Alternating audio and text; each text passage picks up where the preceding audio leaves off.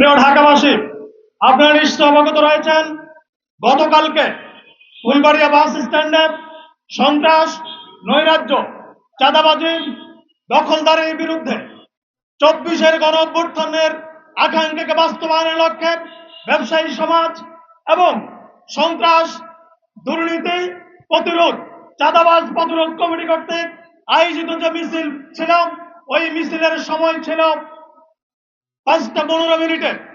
এই এলাকার ব্যবসায়ী এবং বিভিন্ন লোকজন যখন এখানে এসে জড়ো হওয়া শুরু করেছিলেন, কুখ্যাত সন্ত্রাসী রঞ্জু, ডালিম, জুয়েল, হাকিম এবং ফুলবাড়িয়া বাস স্ট্যান্ড সহ গুলিস্তানের নামদারি সন্ত্রাসীরা অতর্কিত ভাবে ওই ব্যবসায়ীদের উপর, উপস্থিত জনতার উপর হামলা চালায়।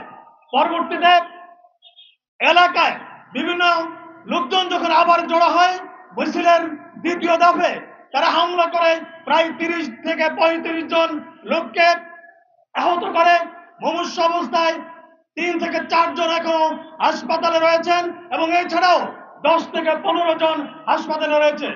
বন্ধুগণ, 24-এর গণ অভ্যুত্থান হয়েছিল বৈষম্য মুক্ত একটি বাংলাদেশ গড়ার জন্য।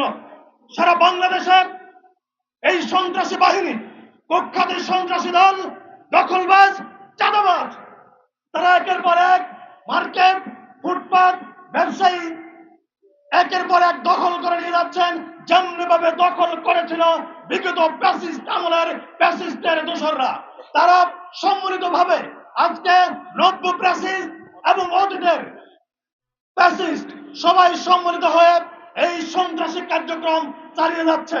আমরা আজকের এই প্রতিরোধ সমাবেশ থেকে ঘোষণা করতে চাই, অবিলম্বে যদি ব্যবসায়ীদেরকে নির্বিঘ্নে ব্যবসা করে দেওয়ার সুযোগ করে দেওয়া হয়, তাহলে ব্যবসায়ী সমাজ ঐক্যবদ্ধ হয়ে এদেশের তৌহিদি জনতাকে সাথে নিয়ে ওই সকল সন্ত্রাসীদেরকে প্রতিরোধ করে তোলা হবে। এবং অবিলম্বে প্রশাসনের কাছে আহ্বান জানাতে চাই, যারা এই সন্ত্রাসী কার্যক্রমের সাথে জড়িত রয়েছে, ইতিমধ্যে বিভিন্ন পত্র পত্রিকার মাধ্যমে যাদের নাম এসেছে, অজ্ঞাতনামা যে সকল সন্ত্রাসীগুলো রয়েছে, অবিলম্বে তাদেরকে গ্রেফতার করে আইনের আওতায় এনে বাংলাদেশকে সন্ত্রাস, দখল, দুর্নীতি, চাঁদাবাজ মুক্ত এবং বৃহত্তর গুলিস্তান গড়ে তোলার জন্য প্রশাসনকে আহ্বান জানিয়ে আমার বক্তব্য শেষ করছি।